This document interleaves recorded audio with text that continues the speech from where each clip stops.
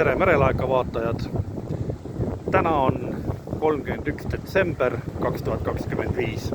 On vana aasta viimane päev ja me oleme siin merelaekaga siin Lennusadama ja Patarei vangla juures sel päeval, et anda siis edasi vana aasta viimase päeva meeleolusid.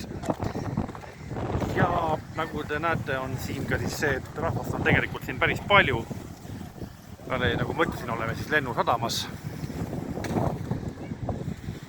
Ja tuul ei ole küll enam tormine, aga piisavalt tugev, nii et laine lööb vahtu edasi.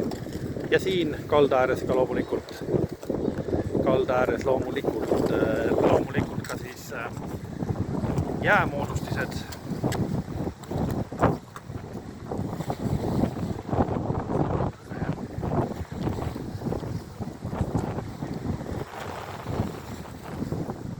Ja ilm on ilus, päike paistab ja merelaegas soovid selle suure tõllu ja Lennusadama angaaride ja kraana taustal siis teile kõigile head vana aasta lõppu ja head uut aastat ning uusi kohtumisi merelaeka tegemistes taas kord jälle.